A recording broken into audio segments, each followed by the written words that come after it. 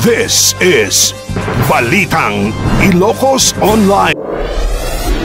I think tuloy-tuloy naman po ang ating program kasi napakahalaga, no, for our protecting, no, yung mga forest natin, forest fires, and pati rin sa kanilang hanap buhay, no, yung mga taniman natin, mga revenue generating, no, na mabibenta po natin itong mga crops na tinatanim. And of course, yung mga replantation ay mahalaga rin para sa ating kalikasan. Sir, how is your experience being the presiding officer already? Okay naman, sa totoo lang, medyo naninibago pa ng konti, but medyo okay na, adjusted na po. I think this will be my 4th session later. So, to be honest, it's very different, syempre, from being a governor. But learning the ropes, no?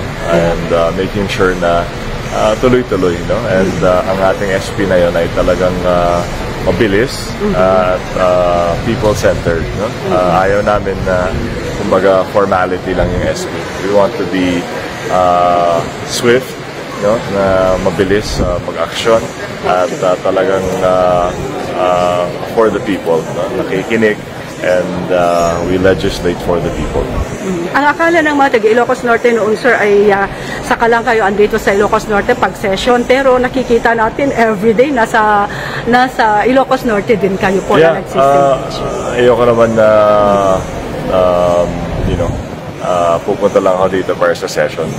Hindi naman maganda, no, pag ganun. So I promise to spend at least half my week, no, or most of my working week dito po sa Ilocos Norte para tuloy-tuloy, no. There are still many projects na gusto kong asikasuhin, no, follow up, tapusin, no, kahit vice na ako.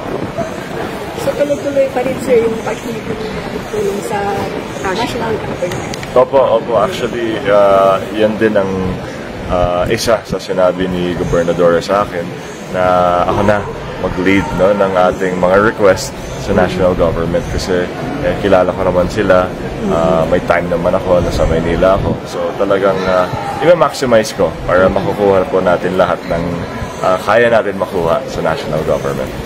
Okay po, thank you po. Thanks guys.